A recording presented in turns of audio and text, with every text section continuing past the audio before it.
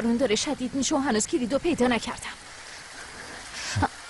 سلام. وای فقط اینو کم داشتی. معلومه از اینکه منو اینطوری دیدی خیلی خوشحالی. چطور؟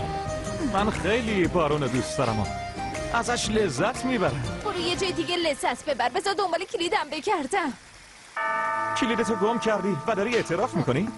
عجیبه که طبق عادتت کس دیگه یه مقصر نمیدونه. برو بابا چی داری میگی؟ بعد از کاری که با هم کردی میتونم ازت به خاطر آزار و اذیت شکایت کنم آقا. آزار و اذیت؟ قطعا. ما جفتمون همدیگه رو اذیت کردیم. درست نیست. به خاطر دختر بودنم داری اذیتم میکنی. نه خیر. دلیل اذیت کردنم این نیست که تو دختری. دارم اذیتت میکنم چون تو شروع کردی. تازه مزاحمم میشی.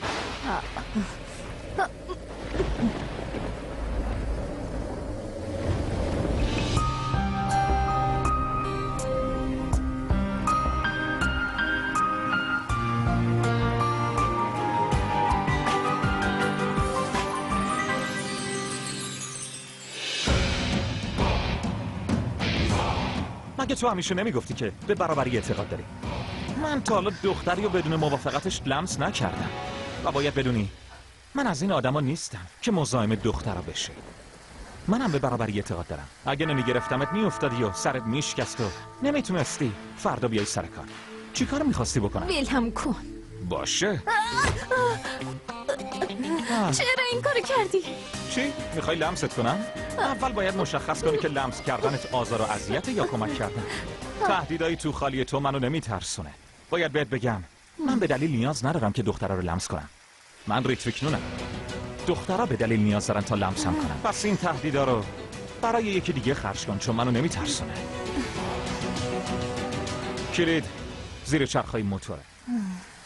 فردا به موقع بیا. باشه؟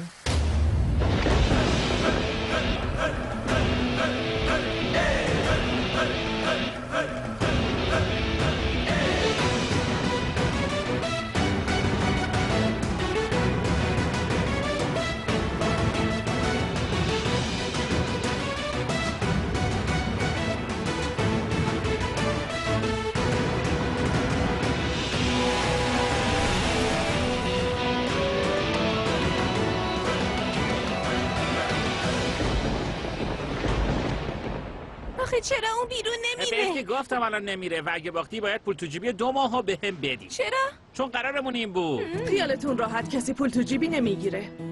باهاش صحبت کردم و قراره برین انجمن به بچهای فقیر درس بدین. مامان این چه حرفیه دیگه؟ چرا اینجوری میگی؟ گوش کنید. یکم آروم باشید بچه‌ها. امروز نون پختم. نون مورد علاقته. برو بخور برو. تو برو بخور تا چاق بشی. من نمیخورم. ریشاب سانچی بیان شام بخورین. راستش ریشاب امروز خیلی کار کرد. بذار یکم استراحت کنه. میتونه بعد از غذا استراحت کنه. درسته. بیان شام بخورین. چطوره؟ بیا با همون شام بخور. بهت میگم این کارا رو نکن. شروع کنین. نه مامان تازه چربی سوزوندم. راستش داشتم فکر میکردم که شام نخورم. یکم بخور. تو نمیخوای بخوری؟ معلومه که نه. معلومه نه. منم غذا بدید گشنمه ها. بفرمایید. داداش ریشاب کجا بودی؟ با سانچی باشگاه بودم. قور میزنی که باش وقت نمیگذرونم. خب الان باش وقت گذروندم. ولی تو که خسته بودی برای چی رفتی باشگاه؟ چون مهمه که یه زندگی متعادل داشته باشی. حق با شماش. ریتویک یالا بیا. یه کاری دارم بعدش میام. نمیتونی بدون اینکه کاری بکنی غذا بخوری؟ خیلی خوب میام مامان. فقط 5 دقیقه بهم وقت بده. ریتویک خاموشش کن. وایسا منم دارم میام پیشت. بابا من میخوام با سامر ازدواج کنم. هفته دیگه. چی؟ زود نیست؟ چرا نمیفهمی من یه نفر دیگر رو دوست دارم؟ میدونم که میخوای با ریوا ازدواج کنم ولی چرا چی؟ اینجوری نگاه میکنی؟ ببینید من به خاطر یه سوء تفاهم یا مشکل کوچیک ازدواج نمی کنم. داستان اونطوری که فکر میکنید نیست. باور کنید. پس چرا عجله داری؟ سامر داره برای ادامه تحصیل میره و فکر کردم اگه ازدواج کنیم میتونم باهاش برم و دیگه مجبور نمیشم دوریشو تحمل کنم. داستان اینه.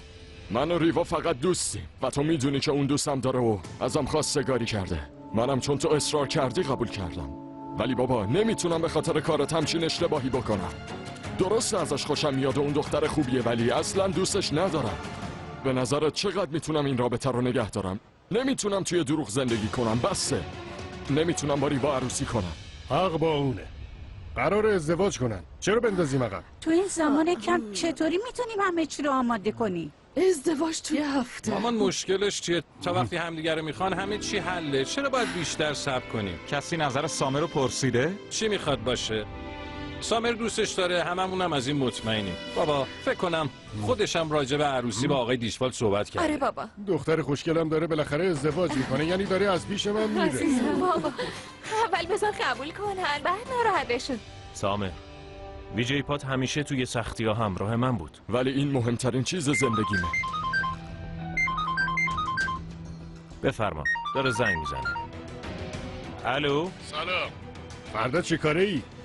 شام مهمون من. کاری ندارم، میبینمت. باشه. بله. تمومه؟ همون چی خوبه. همون راحت.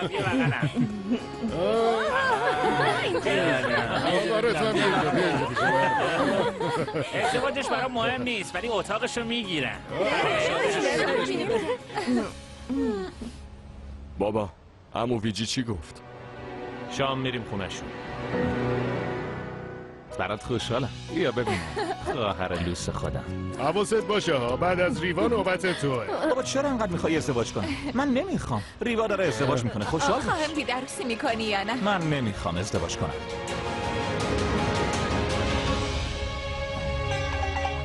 میخوام یه چیزی بهت بگم. بله مامان. من خیلی ازت ناراحتم. چطور تونستی به من نگی تو شرکت دارویی نون کار پیدا کردی؟ باید از دهن پدرت میشنیدم. شغل ثابت نیست، یه پروژه است. دخترم ریتویک نون مالک شرکت نیست؟ شروع شد.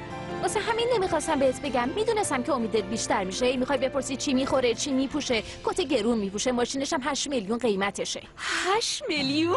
دیدی؟ ماشینشو دیدم خیلی خوشگله. خوشگل ترین مجرد امسال بود. ماشینش هم قرمزه، یعنی رنگ مورد علاقه تو. وای رنگ ماشین هریسیک روشن. آره مدلش همونه. مشکل من دقیقاً با تو همینه مامان. ها؟ چی؟ چه اشکالی داره؟ کار من اینه که راجب مجردا اطلاعات جمع کنم مگه نه؟ ها؟ فهمیدم چی میگی. میخوای براش ناز کنی. آره آخه این حرفا چیه که میزنی؟ دروغ نگو، خودم میدونم. راستش میخواستم بهت بگم من اطلاعات تو برای ازدواج آپدیت کردم. خب بالاخره هر کس باید یه سرگرمی داشته باشه دیگه. تازه تو سایت دوستیابی ثبت نامتم کردم. دوستیابی؟ مامان این دیگه واقعا زیاده رویه. کدوم مادری دخترش رو تو سایت دوستیابی ثبت نام میکنه؟ نکنه تو میخوای جای من زندگی کنی؟ دخترم مشکلش کجاست؟ من باید این کارا رو بکنم. مگه تو برای این کارا وقت داری؟ تنها کاری که باید بکنی اینی که بری سر قرار. وای وای وای چقدر تو خوبی. خدا رو شکر مادرمی. اصلا من دیگه آشپزی نمیکنم با خودت. پالاک تو خیلی خوش شانسی. آره من خیلی خوش شانسم. سلام. رادیکا فقط تو میتونی تحملش کنی. چی شده؟ مامان چی شده؟ دخترم اصلا ازم راضی نیست. مامان ببین شیرینی که خیلی دوست داری و برات آوردم. سهممو بذارید توی یخچال. پالاک صبر کن، کجا داری میری؟ از من نپرس، برو برنامه هاتو چک کن. مطمئنم روم GPS کار گذاشته. خدافظ. ازت خواهش میکنم خدایا دخترم پالاکو به راه راست هدایت کن. خدا کنه ریتویک نون باشه. خدا با ریتویک نون باشه. چیزی که واسه مامانم مهمه پول طرف مقابله. تا وقتی پول تو بانک باشه خیالت راحته. ریتویک ممکنه به همسرش احساس امنیت بده ولی اصلا واسه من مهم نیست. تو انتقامتو گرفتی پالاک، اینو یادت نره. کاشون چو بودی قیافشو میدیدی اصلا باورت نمیشه چه شکلی شده بود. دختر قوی هستی ولی مراقب باش، ممکنه بخواد حقش رو ازت بگیره. دکتر پالاک فقط ریتویک نون میتونه با ریتویک نون روبرو بشه. ببینیم دیگه چی کار میتونیم بکنیم. چی کار میخواد بکنه؟ من که نمیترسم. سایت دوستیابی ایده خوبیه. چی؟ من دارم دنبال شاهزاده رویاها میگردم. الان شاهزاده رویاهاتو برات پیدا میکنم دکتر پالاک. مراغان اسلحه سری. بذار ببینیم اسلحه چقدر سریع آقای مراغان. نه یه لحظه. دوکیلات ما تو زوج دکتر پالاکی ولی اصلا آدمی نیست که اشتباهشو گردن بگیره. وقتی که گند بزنه تازه میفهمه چی کار کرده. سلام، اسم من پالاکه و به نظرم کله کچلت خیلی خوشگله. من معمولا کچلای مثل تو رو خیلی دوست دارم. سلام. من خیلی از فرم بینیت خوشم اومده چون خیلی جذابه. در واقع به نظرم همه چیت قشنگه. آره، میخوام فردا ساعت 4 ببینمت. خوشگل من. اصلا فردا ساعت 5 میبینمت عزیزم. عزیزم. نمیدونم امشب چطور باید بخوابم. برای دیدنت خیلی هیجان زدم. نمیتونم برای قرار صبر بکنم. دکتر پالاک، امروز واسه یه روز خیلی خاصه. کیک شانس. این واسه من. متقلب. چی توش نوشته؟ اگه نقشه نگرفت الفبا رو توش میذارم. از هر 24 حرفش استفاده میکنم. و تو؟ عشق و پشت درای بسته پیدا میکنی. من مطمئنم که عشق رو پیدا میکنی. پشت درا یا تو سرویس یا تو آسانسور. قطعا میشه. بهتره.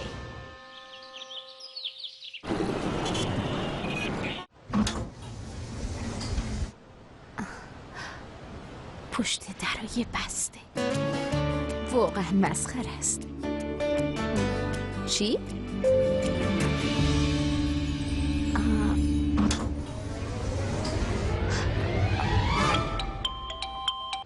الو. آره استاد، بگو چی میخوای؟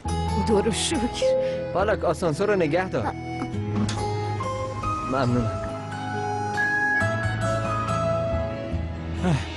ممنونم. خواهش میکنم.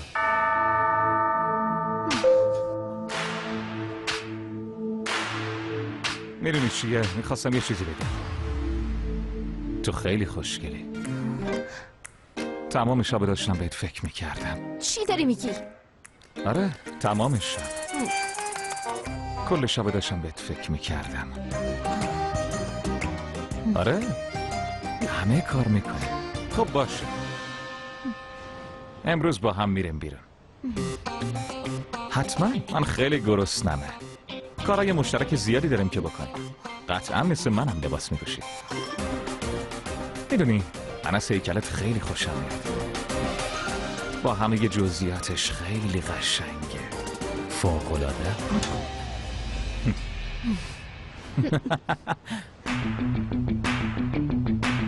استاد، این یکی کار میکنه. ممنون. اینا رو بهم بده. کار نمیکنم. معمولا چیزایی که کار نمیکنن مفیدترن. غافلگیرش کردم. این تازه شروعشه. دکتر پالاک، بهتره استفانامت آماده کنی. آیپدم و کجا گذاشتم؟ دنبال این میگردی؟ آره. روی میز پذیرش گذاشته بودی. ممنونم. مشکلی نیست. من حالم خوبه. واقعا معذرت میخوام روبین، چون فکر کردم که فراموشش کن. فکر کنم با دخترایی که شبیه خودشن بهتره. بوتشو دیدی؟ یعنی کیه همچین بوتی تو دفتر میپوشه؟ منو از دست داد. قهوه؟ قطعا. میرم بیارم.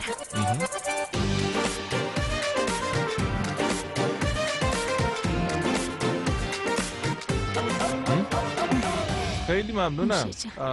راستی یه نفر میخواد ببینتت. صداش کنم؟ باشه، من میرم ببینمش فعلا. برای قهوه هم خیلی ممنونم. نوش جانتون. لطف کردی. پالاک، تو باید پالاک باشی. عشق زندگیم از همین لحظه. این حرفا چیه میزنی؟ گوش کن. بیا بشین اینجا. عمو تو اینجا چی کار میکنی آخه؟ من الان خیلی خوشحالم. ما بچه‌های زیادی میاریم و با هم پیر میشیم. 20 تا بچه میاریم یا نه 30 تا بچه. حتی یه عکس از خودمونم دارم. یه لحظه وایسا، الان بهت نشون میدم. وایسا ببین. یه لحظه اینجا رو نگاه کن. این منم، اینم توی آدم و حوا. یه لحظه وایسا، یکم گوش کن ببین چی میگم. باید از خودت خجالت بکشی. واسه چی پاشدی اومدی اینجا؟ یکم گوش کن. دیشب یادت نیست چقدر رمانتیک با هم حرف زدیم؟ من اصلا باهات حرف نزدم. من کی با تو حرف زدم؟ دیشب روی سایت دوستیابی تازه مدرکم دارم. اینجاست ببین. نگاه کن. چی داری میگی؟ زود باش برو بیرون ببینم. اگه همین الان از اینجا نری. هر اتفاقی بیفته من نمیرم.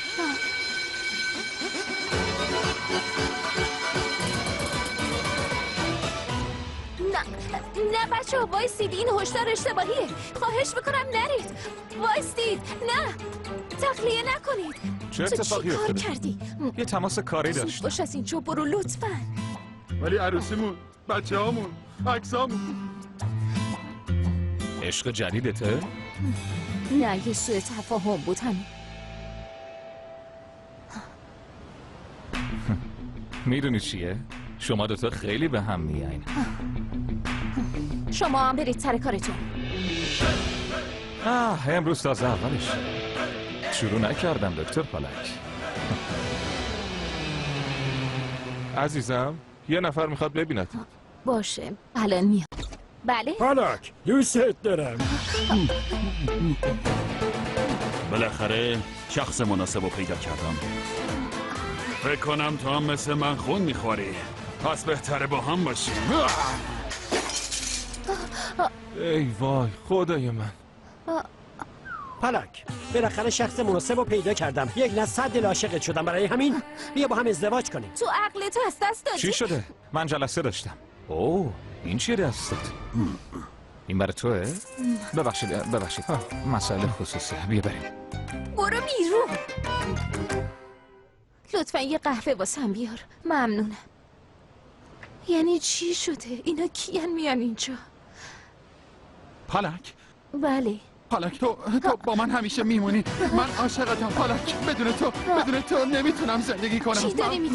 من بدون تو میمیرم پالک. خواهش میکنم با من بمون. نه خواهش میکنم این کارو نکن. پالک منو نگاه کن. پالک منو نگاه کن.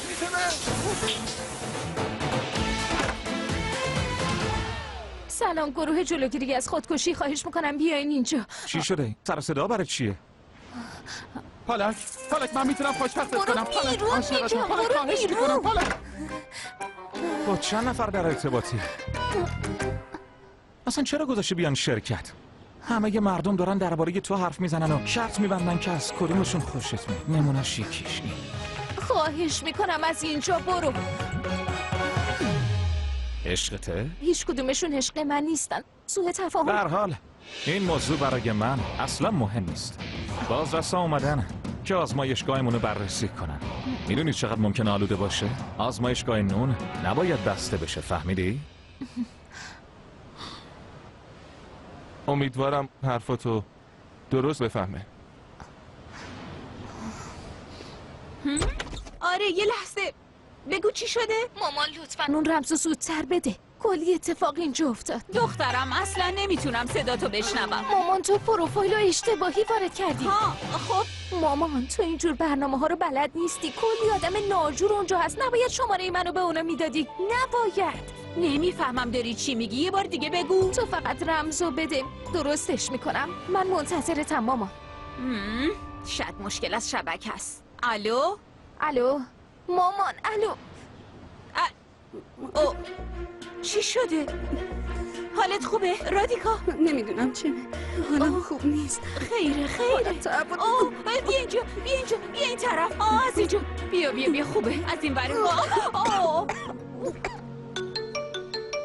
چرا جواب نمیده؟ داره چی کار میکنه؟ بهتر شدی؟ نه؟ خیلی خوب بیا بریم زود باش.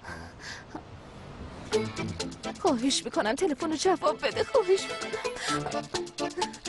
سلام پالک. سلام. اینجا بخش حسابداریه؟ خوشبختم. شایعه های زیادی راجبت هست که تو یه دوست پسر میخوای. برای همین فکر کردم که بیام اینجا و از جلوی چشم برو وگرنه میزنمت.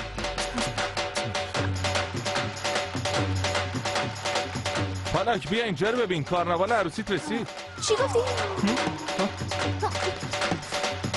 چه خبره؟ خیلی بامزه میشه.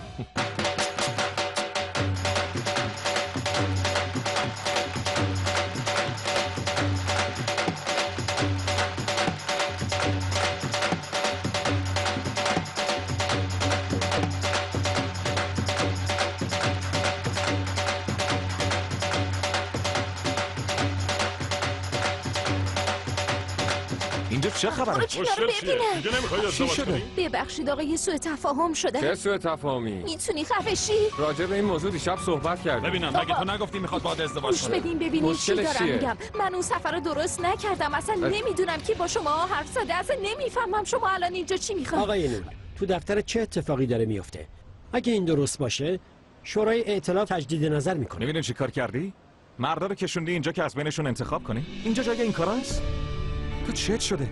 آخه اینجا جای عروسی گرفتنه؟ آقا من 3 تا از قوانینو زیر پا گذاشتی. اول هشدار تخلیه که علکی بود. همه کارمندا داشتن مثل دیوونه ها میدویدن.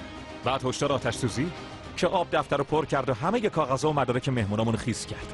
بعدش هم عشقت یه بطری شیمیایی مهم و گرون رو شکست. کلی خسارت به بار آوردی. اینجا شرکت نباید توش عروسی برگزار بکنی. معذرت میخوام. شرکت ما به هیچ عنوان نمیتونه این بی‌نظمی‌ها رو تحمل بکنه. دکتر پالاک تو اخراجی. مدیر منابع انسانی. قربان.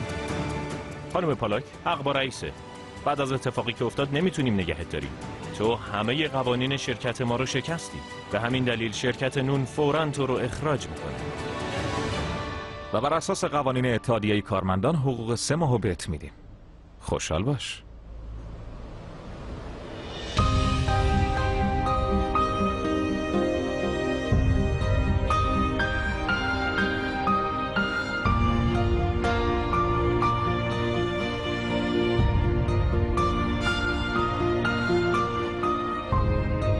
همه برن سر کارشون.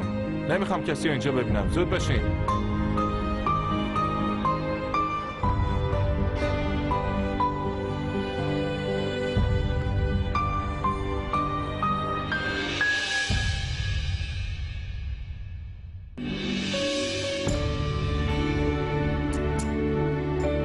شرکت ما به هیچ عنوان نمیتونه این بی‌نظمی‌ها رو تحمل بکنه. دکتر پالاک تو اخراجی.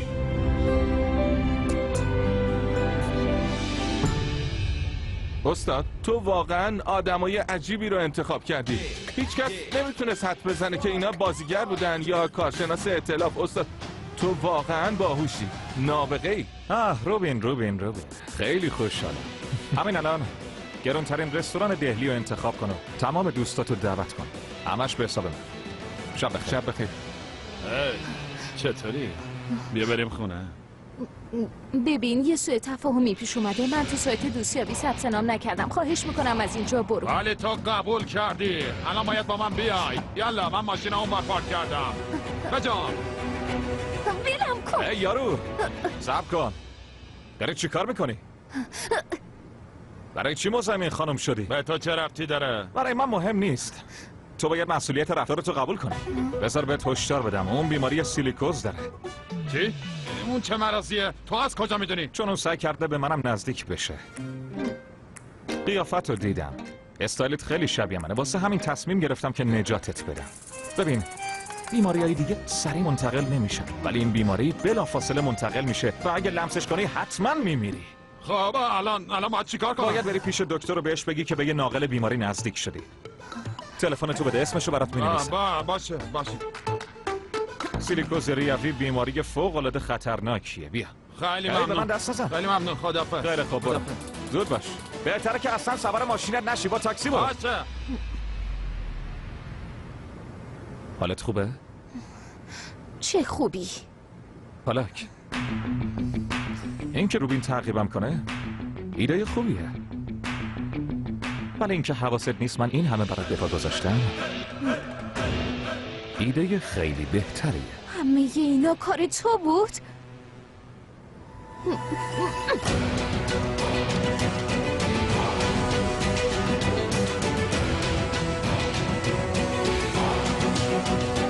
که گفتم با من در نیافت. نباید در برابر رویاهای پدرم وای میستادی. این تازه اولش بود. ولی با این حال تو همینجوریش هم تونستی کارشناسا رو قانع کنی یا برای حقوق شرکتم برنامه ریزی کردی. این ذات توه. ولم کن. باشه ولت میکنم، ولی هشدار میدم از این به بعد همیشه از خودت میپرسی کی پشت داره. نون. کدوم نون؟ ریتویک نون. در آینده بدترین کابوسا را خواهی دید. قول میدم اینجوری یاد من میافتی.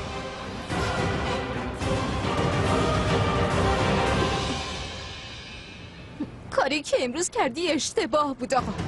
به شخصیتم اهانت کردی، به هم احترام نذاشتی. تو فکر کردی این شوخیه که مردا رو بفرستی دنبالم؟ فکر کردی خنده داره؟ همه اینا واسه چیه؟ چون میخوای از من انتقام بگیری؟ باشه، تو انتقامتو گرفتی. خوشحالی؟ ولی تو امروز خیلی ناراحتم کردی و دل منو شکستی. ازت متنفرم. تو یه روزی عاشق یه نفر میشی و اون ترکت میکنه، همه چیز تو از دست میدی، اون تو رو ترکت میکنه و تو میمونی و تنهاییات. و من امیدوارم که اون لحظه اینجا باشم. معذرت میخوام، ولی من عاشق کسی نمیشم. این اتفاق نمیافته. واسه همین ازت خواهش میکنم این حس تنفر تو برای کس دیگه ای خرج بکنی.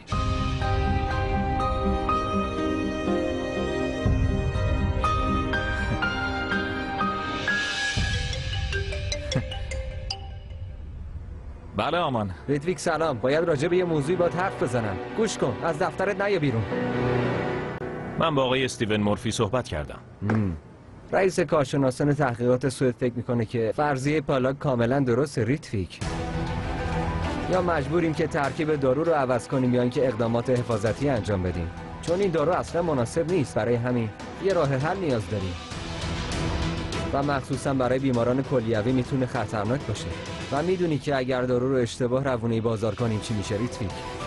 دارو کامل نیست، نقص داره. شاید 11 تا دکتر باش موافقت کرده باشن، ولی ایراداتو میشه دید. همه این نتایج من توی این پرونده است. دارو آماده پخش نیست، باید بیشتر رو ترکیبش کار کنیم. من موضوع جدی نمی گرفتم اگه اون روز نجاتم نمیداد. چی؟ یه روز داشتم خفه می شدم. اون تونست نجاتم بده. جوری که شکم منو فشار داد فهمیدم میدونه داره چی کار میکنه. برای همین ازش خواستم که توی آزمایشگاه بمونه. و ثابت کرد که من اشتباه کردم. باید با پالاک صحبت کنیم. نمیتونیم باهاش صحبت کنیم. چرا؟ چون من اخراجش کردم. چی؟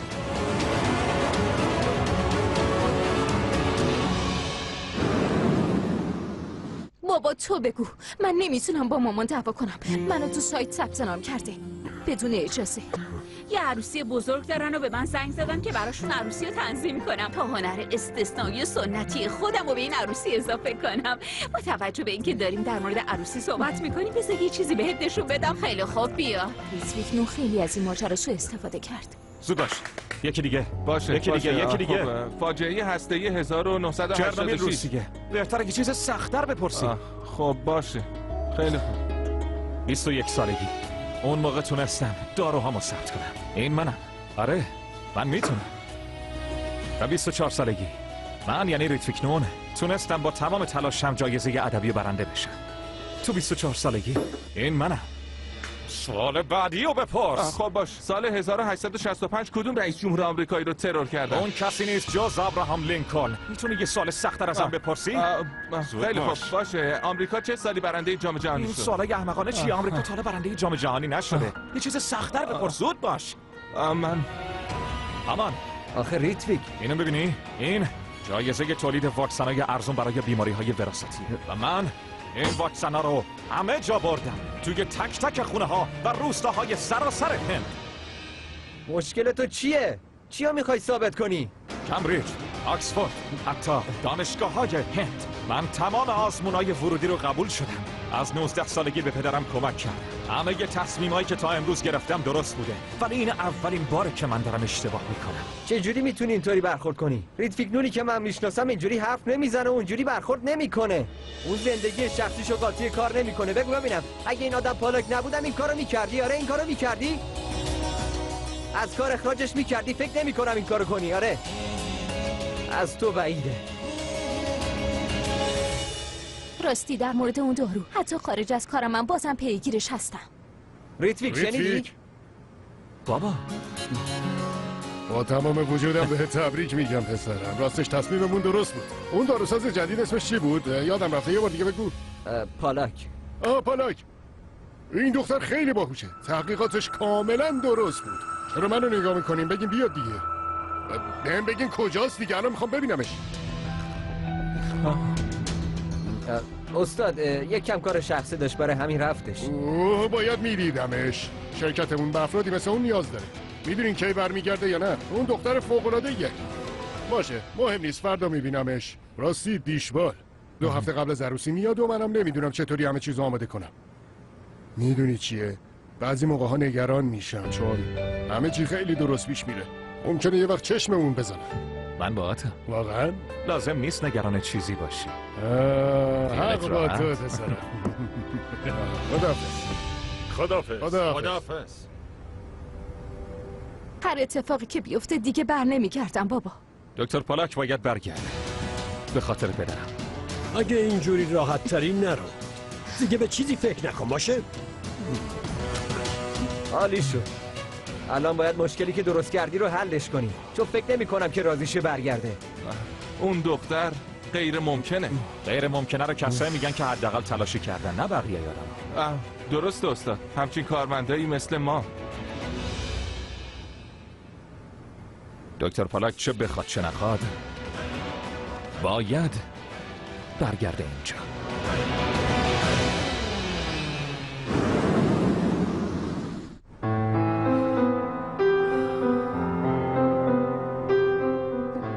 یکم بیشتر. عالیه. آفرین. تمومه. داری به چی فکر میکنی؟ چرا اینقدر ناراحتی؟ نه مامان چیزی نیست. کسی که داره عروس میشه نباید خیلی نگران باشه. مامان من نگران نیستم. بذار روی یوگامون تمرکز کنیم، نه حرف زدن. فکر کنم فقط ما داریم تمرین میکنیم. دارم تمام تلاشمو میکنم. ببخشید. چیو داری ازم پنهان میکنی؟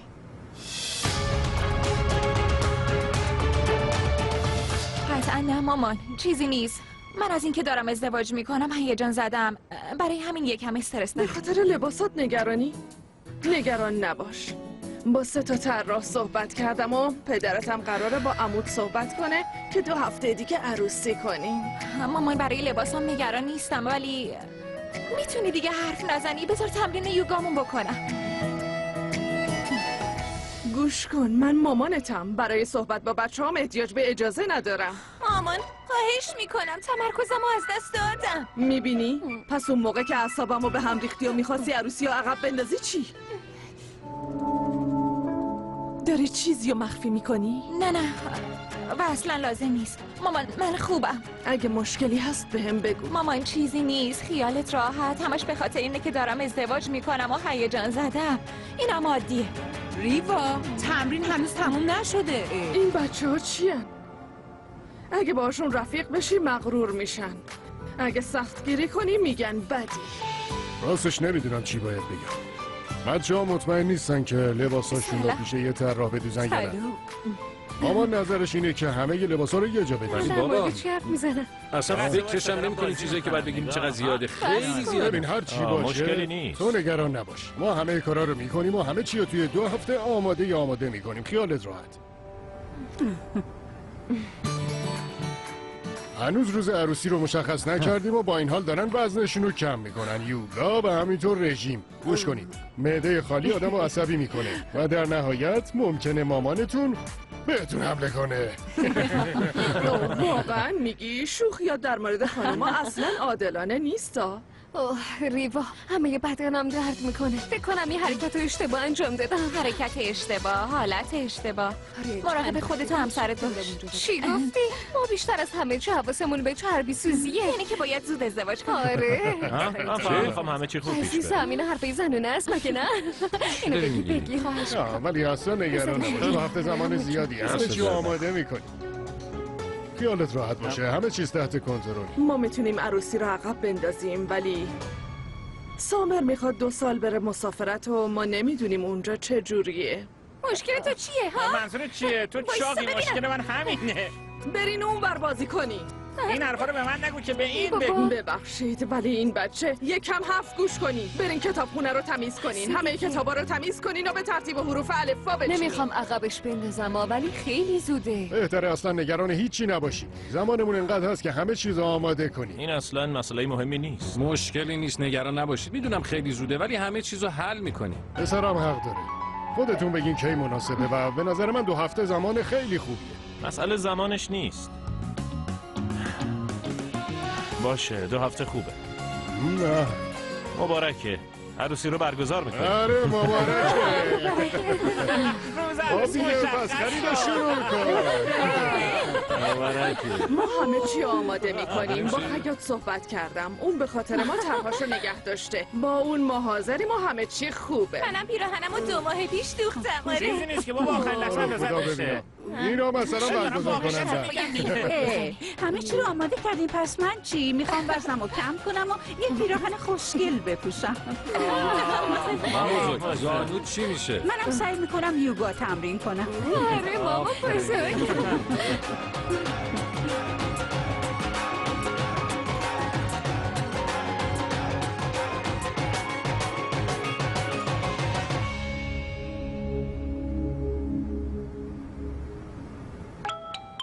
من پسر واقعی تم، منم ببرید بازار. بله دیگه. سامر.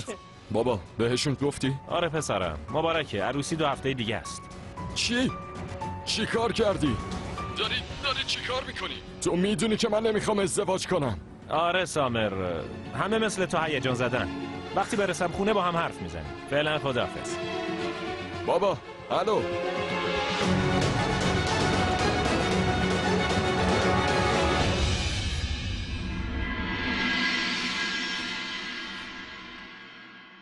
اینا به مناسبت جشنمونه. من که کارمو از دست دادم و ارتقا نگرفتم.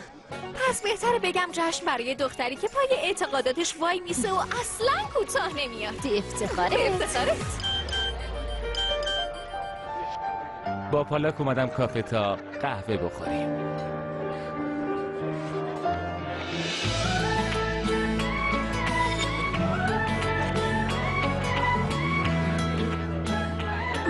چرا جواب نمیدی؟ مجبور شدم بیام سراغت. تو اینجا چیکار میکنی؟ رفیق اومدم کافه، آرایشگاه که نیومدم. خب باشه بیا بریم یه جای دیگه. نه لازم نیست، میخوام راجع به یه خرابکاری صحبت کنم که نمیدونم الان باید چی کار بکنم. خیلی به کمکت نیاز دارم. خب بریم یه جای دیگه صحبت کنیم. چی؟ اینجا مگه چشه؟ من وقت ندارم بریم یه جای دیگه. زود باش بیا دنبالم. میخوام راجع به یه دختر با حرف بزنم. دکتر پالاک شارما. بالاخره فهمیدی که اون دختر خوبیه؟ قانع شده که دختر بدی نیست؟ چی داره میگی؟ اخراجش کردم. چی؟ فهم. کاش قیافشو میدیدی. جلوی همه کارمندا بهش گفتم که از شرکتم برو بیرون. اخراجی. خیلی خوشحال بودم. و اخراجش کردی و بعد نداره. از کارم خوشت نیومد؟ نکنه تو هم عاشقشی؟ ببینم حالت خوبه؟ نه اینطوری نیست. دروغ نگو. تو از منشی و مسئول پذیرش شرکتم نگذشتی. میشه دیگه شوخی نکنی؟ بیا بریم. ببینم تو مشکلت چیه؟ ببخشید. یه نوشیدنی میخوام. به هر قیمتی که شده باید از اینجا ببرمش بیرون. میدونی من ازش متنفرم.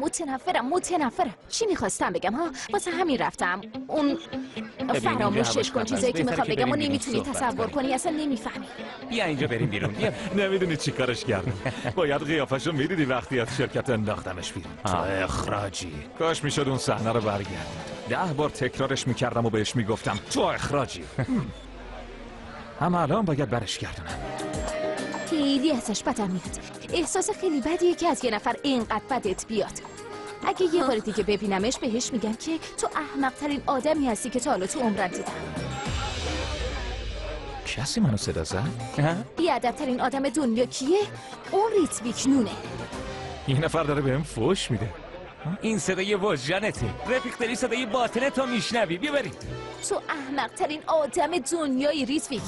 نه رفیق، این حرفا رو با گوش خودم شنیدم. بهت گفتم که این صدای وجدانته. بگو ببینم داری اصلا چی میشنوی؟ یکی بهم گفت احمق. خب دیگه این صدای وجدانته. بیا بریم. تو خیلی عوضی ریتویک. شنیدی؟ صدای یه دختره. خب دیگه صدای وجدان شبیه صدای دخترا میشه. چرا داره به من میگه احمق؟ این صدای درونی چرا داره فوشم میده؟ آها نیروانا که مسافرت چی نه داره میگی؟ مگه این صدای وجدان نیست؟ نیروانا نه تو حالت خوب نیست. بیا بریم بیرون واسه جشن بگیریم. بیا دیگه زود باش. بیا. اگه الان ببینمش اینو رو سرش خورد میکنم.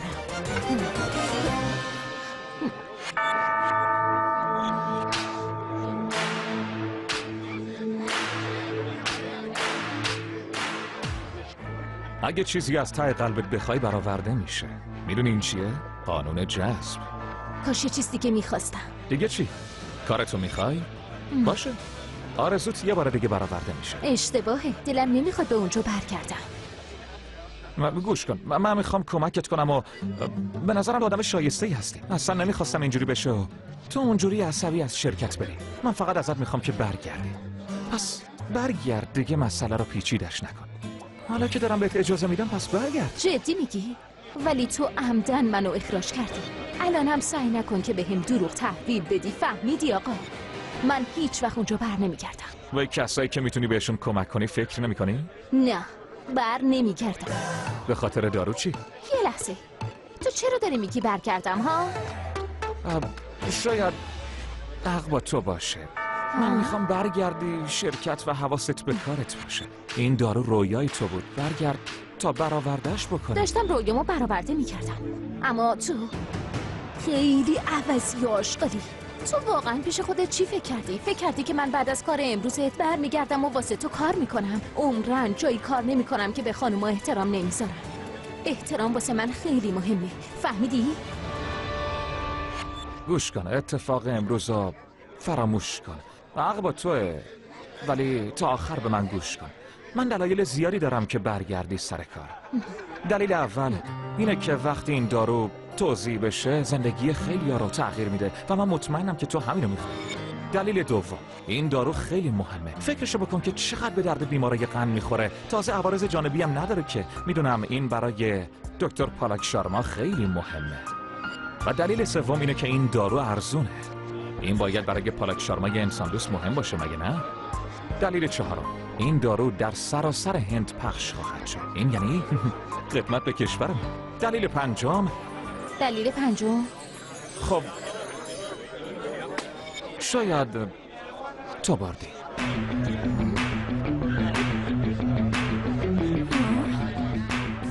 مرکز تحقیقات از نظریه تو دفاع کردن. عالیه، ولی اینکه عزت و احترام منو بر نمیگردونه آقا. من بر نمیگردم.